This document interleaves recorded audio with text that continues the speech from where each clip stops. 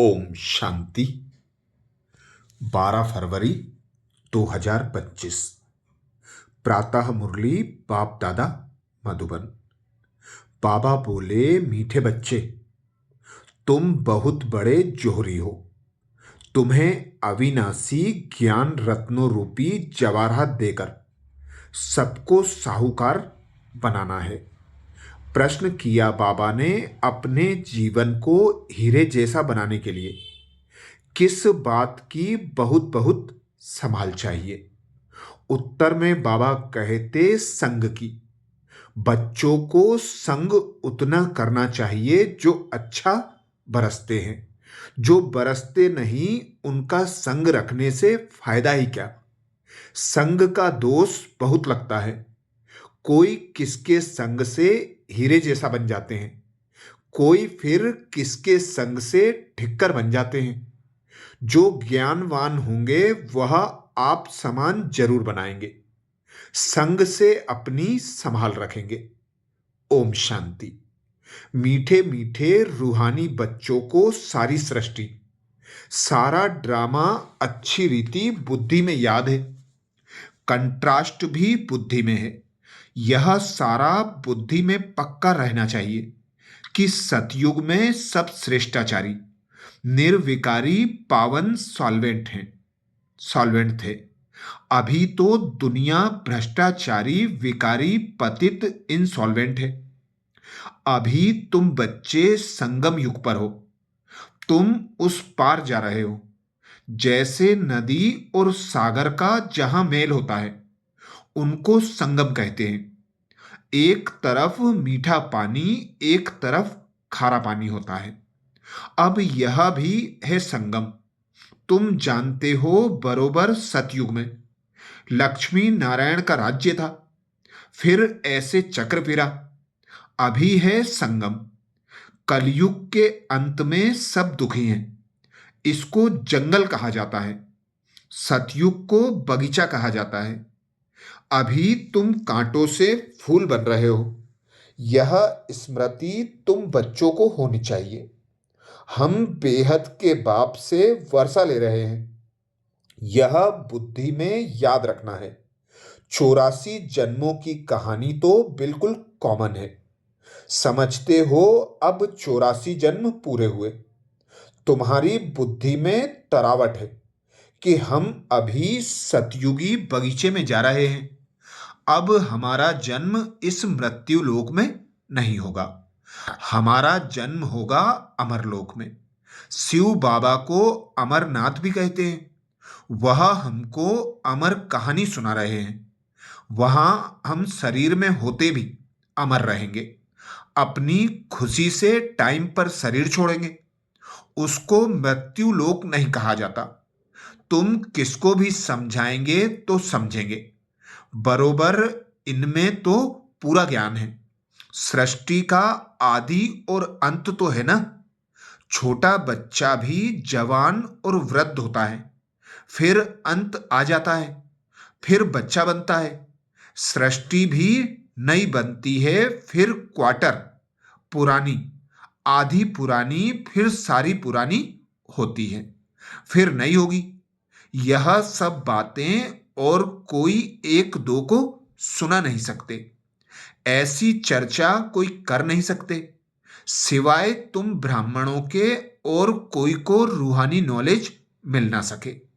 ब्राह्मण वर्ड में आए तब सुने, सिर्फ ब्राह्मण ही जाने।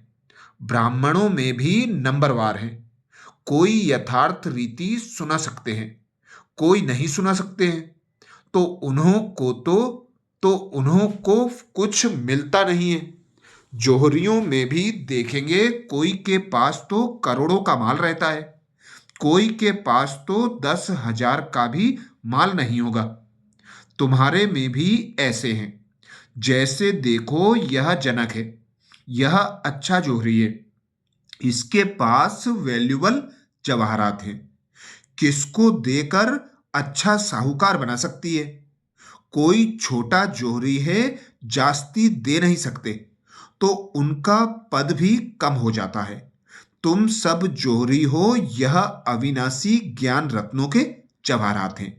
जिसके पास अच्छे रत्न होंगे वह साहूकार बनेंगे, औरों को भी बनाएंगे। ऐसे तो नहीं सब अच्छे जोहरी होंगे। अच्छे अच्छे जोहरी बड़े बड़े सेंटर पर भेज देते हैं। बड़े आदमियों को अच्छी जवाहरात दी जाती है। बड़े बड़े दुकानों पर एक्सपर्ट रहते हैं। बाबा को भी कहा जाता है सौदागर रत्नाकर। रत्नों का सौदा करते हैं। फिर जादूगर भी हैं, क्योंकि उनके पास ही दिव्य दृष्टि की चाबी है। कोई नोधा भक्ति करते हैं तो उनको साक्षात्कार हो जाता है। यहां वह बात नहीं। यहां तो अनायास घर बैठे भी बहुतों को साक्षात्कार होता है। दिन प्रतिदिन सहज होता जाएगा। कईयों को ब्रह्मा का और श्री कृष्ण का भी साक्षात्कार होता है। उनको कहते हैं ब्रह्मा के पास जाओ, जाकर उनके पास प्रिंस बनने की पढ़ाई पढ़ो। यह पवित्र प्रिंस प्रिंसेस चले आते हैं ना। प्रिंस को पवित्र भी कह सकते हैं।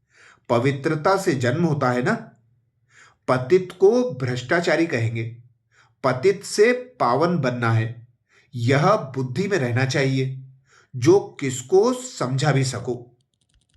मनुष्य समझते हैं यह तो बड़े सेंसिबल है। बोलो, हमारे पास कोई शास्त्रों आदि का नॉलेज नहीं है। यह है रूहानी नॉलेज, जो रूहानी बाप समझाते हैं। यह है त्रिमूर्ति ब्रह्मा विष्णु शंकर। यह भी रचना है। रचयिता एक बाप है। वह होते हैं हद के क्रिएटर। यह है बेहद का बाप, बेहद का क्रिएटर।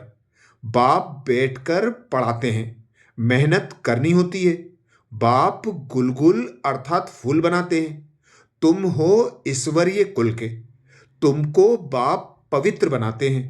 फिर अगर अपवित्र बनते हैं तो कुल कलंकित बनते हैं। बाप तो जानते हैं ना। फिर धर्मराज द्वारा बहुत सजाएं दिलाएंगे।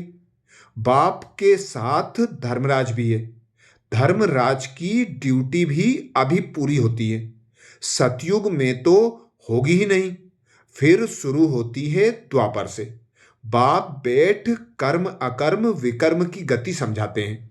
कहते हैं ना, इसने आगे जन्म में ऐसे कर्म किए हैं जिसकी यह भोगना है। सतयुग में ऐसे नहीं कहेंगे। बुरे कर्मों का वहां नाम नहीं होता। यहां तो बुरे अच्छे दोनों हैं, सुख दुख दोनों हैं, परंतु सुख बहुत थोड़ा है। वहां फिर दुख का नाम नहीं। सतयुग में दुख कहां से आया? तुम बाप से नई दुनिया का वर्षा लेते हो। बाप है ही दुख हरता सुख करता। दुख कब से शुरू होता है यह भी तुम जानते हो। शास्त्रों में तो कल्प की आयु ही लंबी चौड़ी लिख दी है। अभी तुम जानते हो आधा कल्प के लिए हमारे दुख हर जाएंगे और हम सुख पाएंगे। यह सृष्टि का चक्र कैसे फिरता है इस पर समझाना बड़ा सहज है। यह सब बातें तुम्हारे सिवाय और कोई की बुद्धि में हो ना सके। लाखों वर्ष कह देने से सब बातें बुद्धि से निकल जाती हैं। अभी तुम जानते हो यह चक्र 5000 वर्ष का है। कल की बात है, जबकि इन सूर्यवंशी चंद्रवंशियों का राज्य था। कहते भी हैं ब्राह्मणों का दिन ऐसे नहीं शिव बाबा का दिन कहेंगे। ब्राह्मणों का दिन, फिर ब्राह्मणों की रात। ब्राह्मण फिर भक्ति मार्ग में भी चले जाते हैं। अभी संगम, न दिन है न रात है। तुम जानते हो हम ब्राह्मण फिर देवता बनेंगे, फिर त्रेता में क्षत्रिय बनेंगे। यह तो बुद्धि में पक्का याद कर लो। इन बातों को और कोई नहीं जानते। वह तो कहेंगे शास्त्रों में इतनी आयु लिखी है। तुमने फिर यह हिसाब कहां से लाया है? यह अनादि ड्रामा बना बनाया है। यह कोई नहीं जानते। तुम बच्चों की बुद्धि में है। आधा कल्प है सतयुग त्रेता, फिर आधा से भक्ति शुरू होती है। वह हो जाता है त्रेता और द्वापर का संगम। द्वापर में भी यह शास्त्र आदि आहिस्ते आहिस्ते बनते हैं। भक्ति मार्ग की सामग्री बड़ी लंबी चौड़ी है। जैसे झाड़ कितना लंबा चौड़ा है, इसका बीज है बाबा। यह उल्टा झाड़ है। पहले पहले आदि सनातन देवी देवता धर्म है। यह बातें जो बाप सुनाते हैं, यह है बिल्कुल नई। इस देवी देवता धर्म के स्थापक को कोई नहीं जानते। श्री कृष्ण तो बच्चा है, ज्ञान सुनाने वाला है बाप। तो बाप को उड़ाए बच्चे का नाम डाल दिया है। श्री कृष्ण के ही चरित्र आदि बैठ दिखाए हैं। बाप कहते हैं लीला कोई कृष्ण की नहीं है। गाते भी हैं, हे प्रभु तेरी लीला अपरंपार है। लीला एक की ही होती है। शिव बाबा की महिमा बड़ी न्यारी है। वह तो है सदा पावन रहने वाला, परंतु वह पावन शरीर में तो आ ना सके। उनको बुलाते ही हैं पतित दुनिया को आकर पावन बनाओ। तो बाप कहते हैं मुझे इस पतित दुनिया में आना पड़ता है। इनके बहुत जन्मों के अंत में आकर प्रवेश करता हूं। तो बाप कहते हैं मुख्य बात अल्फ को याद करो, बाकी यह सारी है रेजगारी। वह सब तो धारण कर ना सके, जो धारण कर सकते हैं उन्हों को समझाता हूं। बाकी तो कह देता हूं मन मना भाव। नंबर वार बुद्धि तो होती है ना। बादल तो खूब बरसते हैं, कोई थोड़ा बरस कर चले जाते हैं। तुम भी बादल हो ना। कोई तो बिल्कुल बरसते ही नहीं है। ज्ञान को खींचने की ताकत नहीं है। मम्मा बाबा अच्छे बादल है ना। बच्चों को संग उनका करना चाहिए जो अच्छा बरसते हैं। जो बरसते ही नहीं, उनसे संग रखने से क्या होगा। संग का दोष भी बहुत लगता है। कोई तो किसके संग से हीरे जैसा बन जाते हैं, कोई फिर किसके संग से ठिक्कर बन जाते हैं। पीठ पकड़नी चाहिए अच्छे की। जो ज्ञानवान होगा वह आप समान फूल बनाएगा। सत बाप से जो ज्ञानवान और योगी बने हैं, उनका संग करना चाहिए। ऐसे नहीं समझना है कि हम फलाने का पूछ पकड़कर पार हो जाएंगे। ऐसे बहुत कहते हैं, परंतु यहां तो वह बात नहीं है। स्टूडेंट किसकी पूछ पकड़ने से पास हो जाएंगे क्या। पढ़ना पड़े ना। बाप भी आकर नॉलेज देते हैं। इस समय वह जानते हैं हमको ज्ञान देना है। भक्ति मार्ग में उनकी बुद्धि में यह बातें नहीं रहती कि हमको जाकर ज्ञान देना है। यह सब ड्रामा में नूंद है। बाबा कुछ करते नहीं है। ड्रामा में दिव्य दृष्टि मिलने का पार्ट है, जो साक्षात्कार हो जाता है। बाप कहते हैं ऐसे नहीं कि मैं बैठ साक्षात्कार कराता हूं। यह ड्रामा में नूंद है।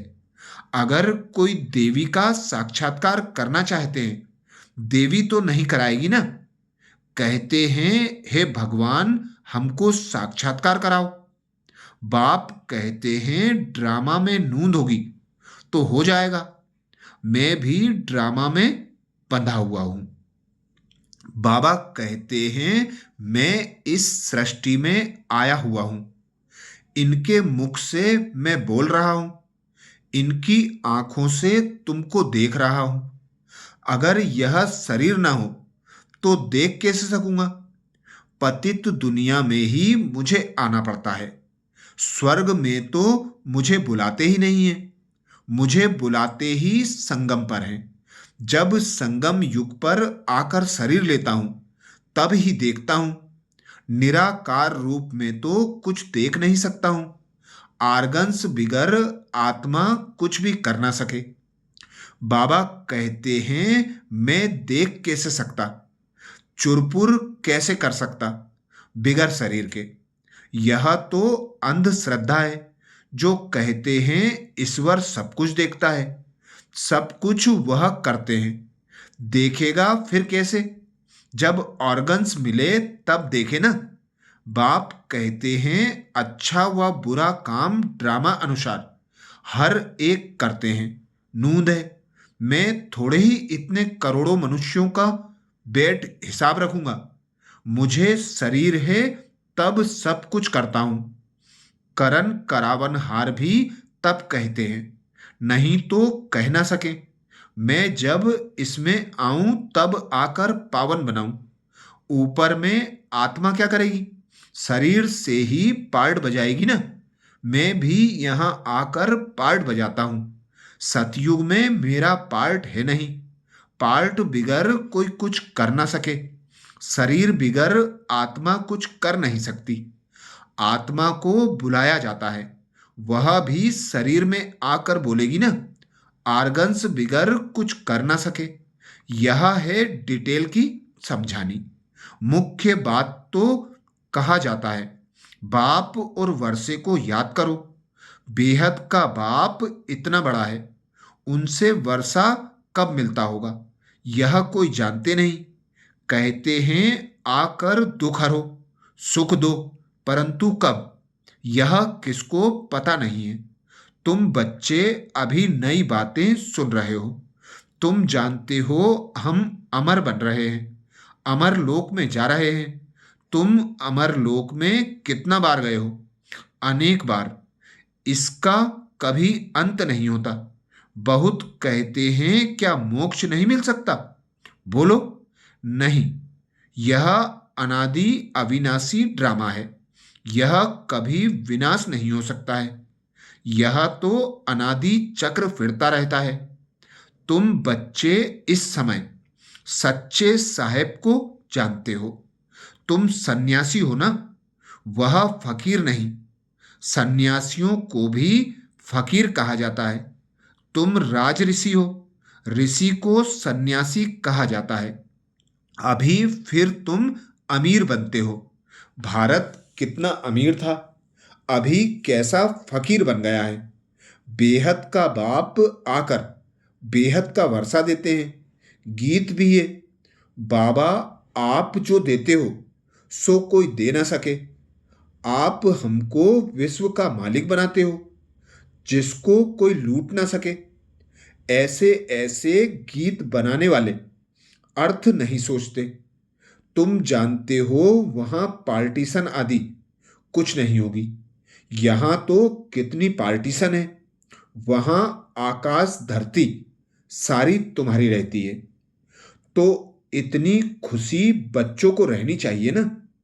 हमेशा समझो शिव बाबा सुनाते हैं, क्योंकि वह कभी हॉलीडे नहीं लेते, कभी बीमार नहीं होते। याद शिव बाबा की ही रहनी चाहिए। इनको कहा जाता है निरहंकारी।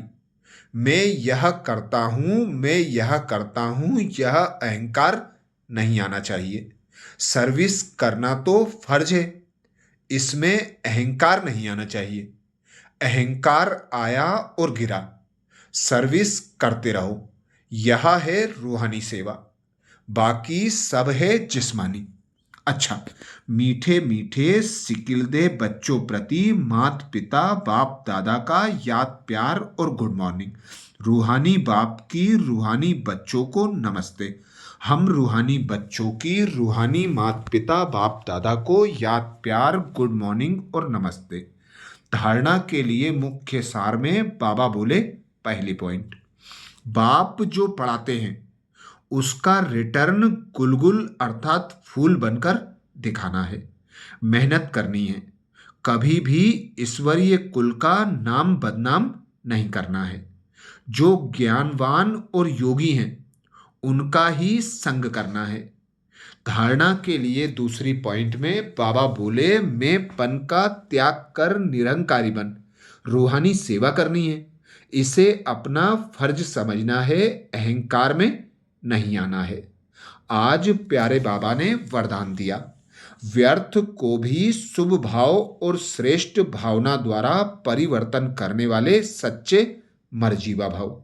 व्यर्थ को भी शुभ भाव और श्रेष्ठ भावना द्वारा परिवर्तन करने वाले सच्चे मर्जीवा भाव।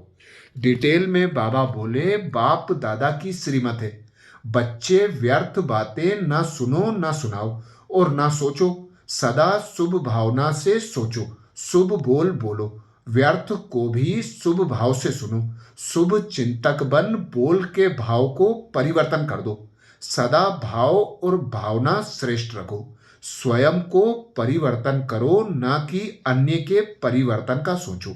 स्वयं का परिवर्तन ही अन्य का परिवर्तन है। इसमें पहले में, इस मर्जीवा बनने में ही मजा है। इसी को ही महाबली कहा जाता है। इसमें खुशी से मरो, यह मरना ही जीना है, यही सच्चा जियेदान है। स्लोगन में बाबा बोले, संकल्पों की एकाग्रता श्रेष्ठ परिवर्तन में फास्ट गति ले आती है। आज विशेष अव्यक्त इशारे में बाप दादा बोले, एकांत प्रिय बनो, एकता और एकाग्रता को अपनाओ, जिसकी सहज विधि बाबा ने बताई। संगठन की शक्ति जो चाहे वह कर सकती है। संगठन की निशानी का यादगार है 5 पांडव। एकता की शक्ति, हाँ जी विचार दिया, फिर एकता के बंधन में बंध गए। यही एकता सफलता का साधन है। अच्छा, ओम शांति मेरे मीठे बाबा, ओम शांति। शुक्रिया बाबा, शुक्रिया आप सभी का। ओम शांति।